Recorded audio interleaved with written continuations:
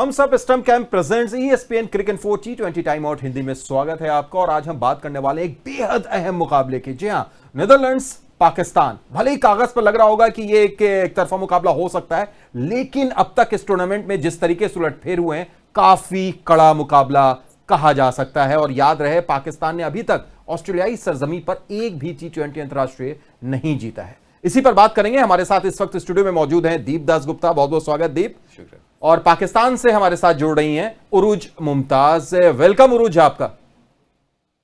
Thank you very much. Urooj, आप ही से शुरू करते हैं। पाकिस्तान टीम के लिए अभी उससे कह सकते हैं उस उलटफेर से उबरने में अब ज्यादा वक्त आपके पास नहीं है। आपको वो हार भुलानी पड़ेगी, जिम्बाब्वे वाली मैदान में उतरना पड़ेगा। पर्थ का ये मैदान है। एक पॉजिटिव पाकिस्तान के लिए कि तेज गेंदबाज उनके पास एक से बढ़कर एक है। थोड़ा सा सिरदर्द पिछले मैच में हमने देखा कि आपने एक एक्स्ट्रा बॉलर खिलाया वसीम जूनियर को, जिन्होंने अच्छा प्रदर्शन किया। क्या वही टीम या कोई परिवर्तन उरूज? देखिए, मेरे हिसाब से टीम कॉम्बिनेशन जो था उस दिन की, जो 11 खिलाई थी, उसमें प्रॉब्लम नहीं था। प्रॉब्लम यह था कि सिंपल प्लान एग्जीक्यूट ना कर सका पाकिस्तान। यहाँ तक कि प्रॉब्लम शायद कोई प्लान ही नजर नहीं आया, जिस तरह से एक 130 का टोटल जो है वो चेस नहीं कर सके। तो आई थिंक जो अब हो गया है उसको भुला देना चाहिए। कैसे क्वालिफाई करेगा, क्या होगा, किस तरह से सिचुएशन बैठेगी, उस पर भी आई थिंक सोचने का कोई तुक नहीं है इस वक्त। कॉन्सेंट्रेट करना चाहिए कि जो पाकिस्तान टीम जिस वजह से जानी जाती है उस तरह की जो है क्रिकेट खेलें। कीप इट सिंपल और किसी भी टीम को हल्का ना लिया जाए। आई थिंक इस वर्ल्ड कप में ये बात तो बहुत क्लियरली साबित कर दी गई है। बट पाकिस्तान के पास अब कुछ हारने को नहीं, एक अच्छा गेम खेल के दिखाएं। और मैं यही कहूंगी कि कीप इट सिंपल। उस दिन भी अगर सिंपल रखा होता 130 का चेस, आई डोंट थिंक किसी ने भी हाफ टाइम पे सोचा था कि इस तरह का रिजल्ट सामने आएगा। बेशक रोज, बिल्कुल सही कहा आपने। और दीप, उरूज की बात को मैं ही आगे बढ़ाता हूं। सिंपल रखिए। और सिंपल जिस तरीके से हमने देखा है अभी तक, या यूं कहें कि पिछले कुछ मैचों में पाकिस्तान को अगर आप देखें, रिजवान और बाबर ये अगर जल्दी आउट होते हैं तो ये टीम मुश्किल में आ जाती है। कैसे इससे निपटना होगा? निपटना तो एक ही ऑप्शन है, वो है कि रन बनाना पड़ेगा इन दोनों को। और इन दोनों की एक खासियत ये भी है ना कि जिस तरीके से खेलते हैं वो, अगर आप देखें तो ये जो टेम्पलेट अभी तक हमने देखा है इस वर्ल्ड कप में, उसमें आपको जो है थोड़ा सा ओल्ड स्कूल क्रिकेट खेलना होगा। पीछे ज़रूर बातचीत हो रही थी कि नहीं, बाबर का स्ट्राइक रेट अच्छा नहीं है, रिजवान का स्ट्राइक रेट अच्छा नहीं है, लेकिन फिलहाल अगर आप देखें तो ऑस्ट्रेलिया में 160 रन बन रहे हैं, 150 रन बन रहे हैं। तो ये 180-200 वाले मैचेस नहीं हो रहे। तो ये सूट करता है अगर आप देखें तो जिस तरीके से बाबर और रिजवान खेलते हैं। तो ये अच्छा मौका है उनके पास। नेदरलैंड्स, उनके पास उनकी जो बॉलिंग ताकत है वो ठीक ठाक है, उनका मजबूत पक्ष है एक्चुअली बॉलिंग। तो हल्के में बिल्कुल ना आके, लेकिन अगर वापस अपने ओल्ड फॉर्म में अगर जाएं, या जिस तरीके से खेल रहे थे पिछले 2 साल से, ज़्यादा स्ट्राइक रेट की ना सोचे, तो मेरे ख्याल से ज़रूरी होगा कि वो वापस फॉर्म में आए और अच्छा स्टार्ट दे पाकिस्तान को। क्योंकि मिडिल ऑर्डर भी आप देखें, उरूज शायद सहमत हो, बहुत सारे आपके पास पावर हिटर्स हैं, लेकिन यहाँ पे ऑस्ट्रेलिया में पावर हिटिंग करना आसान नहीं है। हमारे सब कॉन्टिनेंट जैसा नहीं है कि घुटने से ऊपर बॉल उठेगा नहीं, 60 मीटर के बाउंड्रीज है तो आपने घुमाया, मिस हिट भी छक्का हो गया। यहाँ पे आपको ऐसे बल्लेबाज चाहिए जो थोड़ा सा टेक्निकली और ज़्यादा साउंड हो।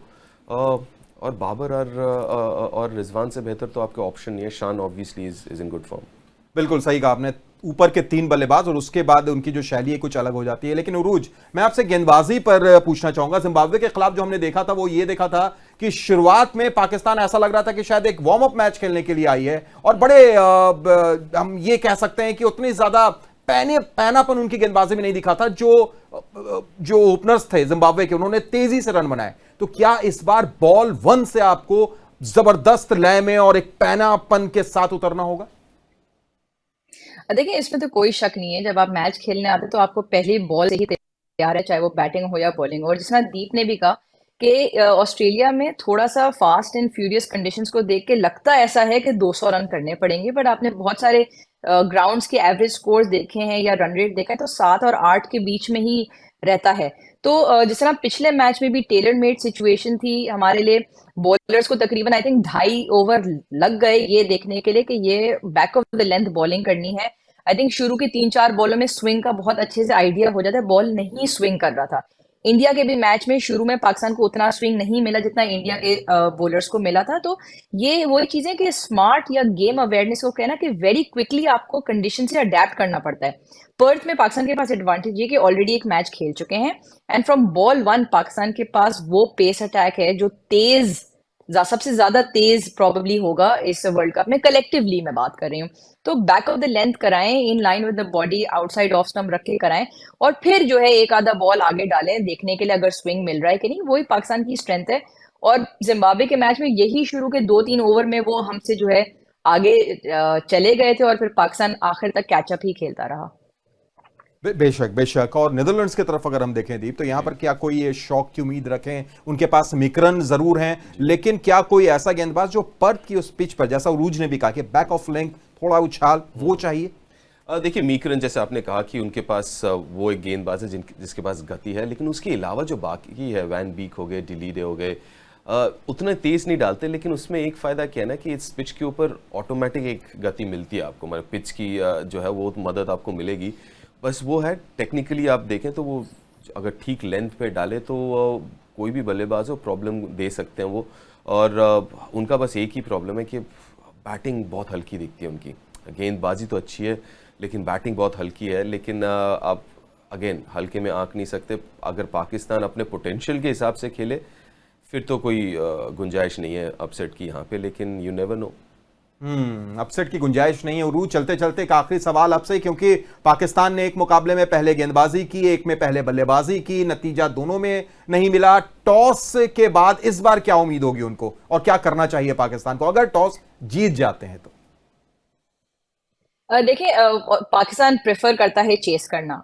पिछले मैच से कितना फर्क पड़ेगा, आई डोंट थिंक ज्यादा फर्क पड़ेगा, क्योंकि वो एक ऐसे टेम्पलेट को फॉलो करते हैं जहां 150, 155, 160 उनका बेहतरीन टेम्पलेट रिजवान और बाबर खेलते हैं। तो आई थिंक बाबर जाएंगे चेस पे ही।